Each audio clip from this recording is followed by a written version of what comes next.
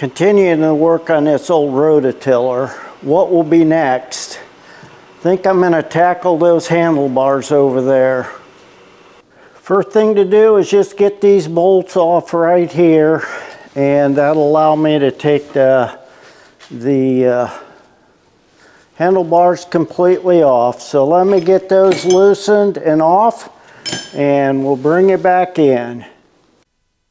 I have the handlebars all taken apart. I want to show you that there's that beige colored paint on the inside of that handlebar yet.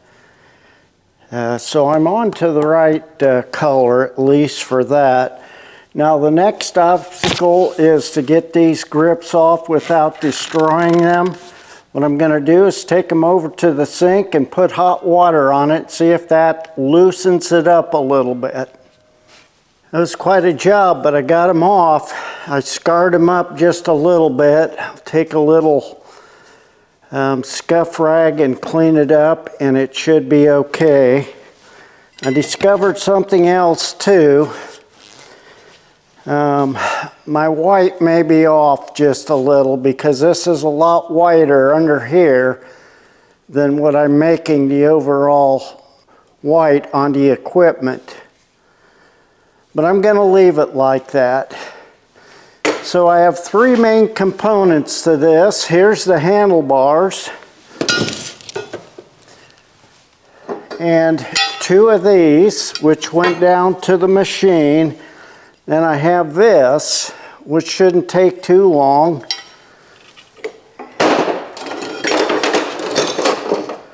And then the throttle cable, which I'm going to try to salvage. It's not bad, it worked just fine. It just got a little bit of rust on it. Well, my next step then is to just get these over on my wire wheel and clean them up. I've showed you a few times how I've done that in the past. I'll just bring you over there and show you briefly what I'm going to do. I'll get them cleaned up, and then I'll show you the finished product. I have these parts all cleaned up, hanging here, ready for paint. I'll just show you one. You can see that that's all cleaned up. Now I'm going to get my primer and put primer on them. I'm going to use my rust inhibitor primer. While I'm shaking up this primer, I want to show you these. I thought they turned out pretty decent for as old as they are. Cleaned them up best I can. They'll look just fine on this old tiller. Get a little primer on this bar.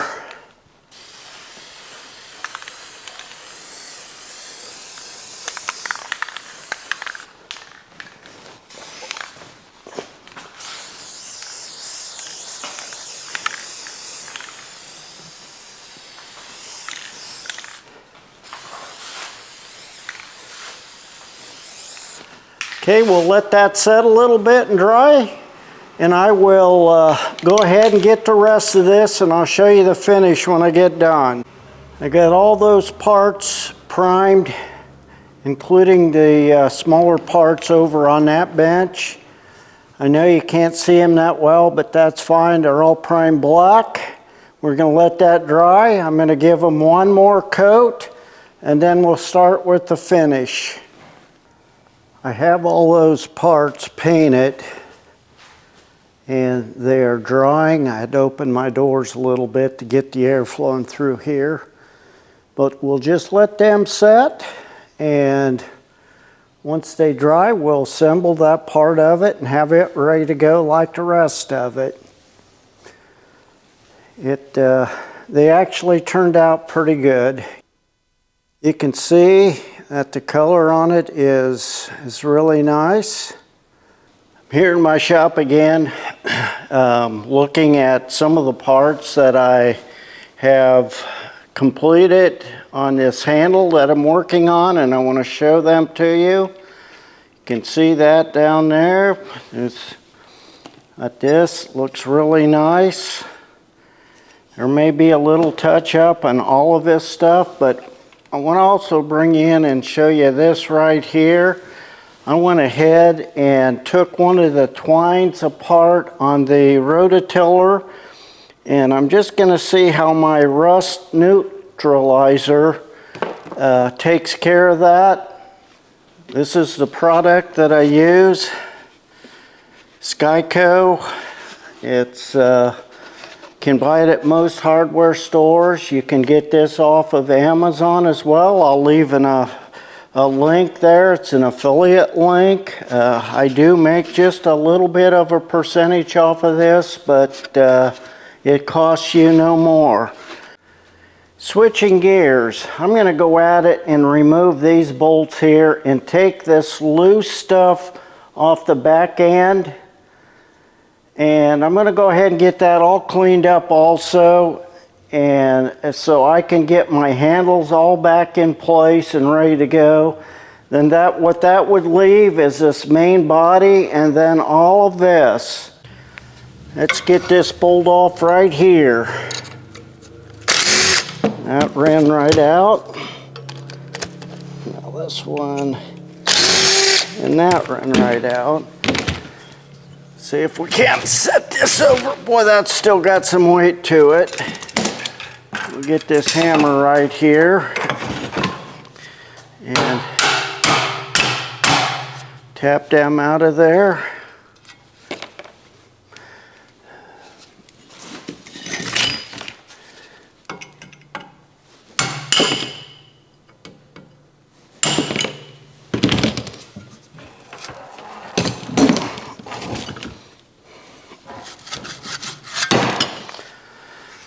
Okay, we got this off. It looks like this is the white part and this is the red. Let's get these two off right here.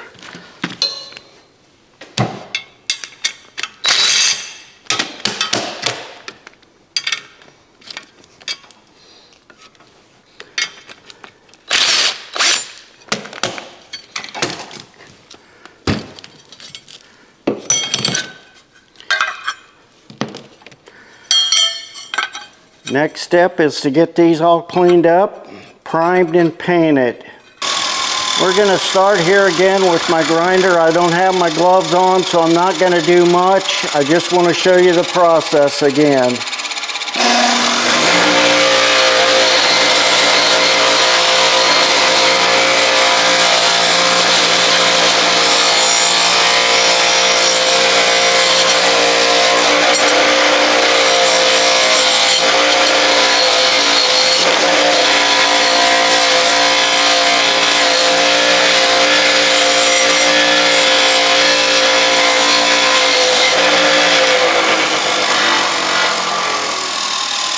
This will need a little bit more work, but you can see how that rust comes right off of there. Yes, if I would have a sandblaster, it would go easier and better, but this is going to work just fine. You can do this. I have these pieces cleaned up and painted. Got two of them here, one of them hanging over there. We'll let those dry, then we'll get the finish put on them and we'll be ready to go.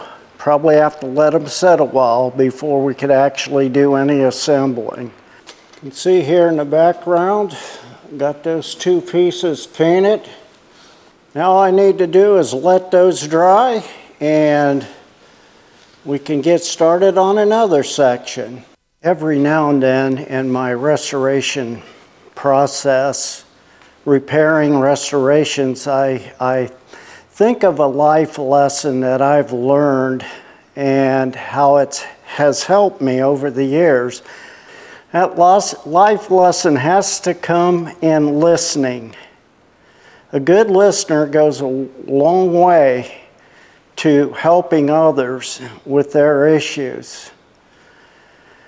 I was sitting in a classroom. I was an older adult when I went back to college, and we were having a group discussion. And one young man, after a while, asked me, "Aunt Marvin, why aren't you sharing anything?" And I looked at him in the eye and I said, When I share something, I'm just re-sharing something I already know, but when I'm listening, I might pick up something that I didn't know. So I sit here and I listen to all of you guys discuss this issue. And when the time comes, I'll share. But right now I want to learn. And he looked at me kind of puzzled, and I believe he understood what I was trying to say. We need to listen to people. In the same way, I need to listen to people. And I have. I've tried to over the years. It's hard. When we approached old buildings back in my day, when we did a lot of historic restoration of old buildings, and we would have to jack them up, that old building would talk to you with its creaking and its groaning as we jacked it up. And if you listened very carefully, you knew just when to quit putting the pressure to it. And you would move on to the next jack, and by the time you got back to the jack that caused all the groaning and complaining, it was loose, so we could raise it again. And life's like that. In helping people, you can only push so hard, and then you got to back off and listen to them, hear what they're saying, try to understand what they're saying, and move on to another pressure point and do the same. Well, I got the handlebars done, and that's what I wanted to get completed today, so we're going to call this a wrap. Appreciate you watching. If you like videos like this, I would suggest that you watch this right here. It's a little bit about what I'm about. Can it be fixed? Sure it can. Can you fix it? You're darn right you can. Until the next one.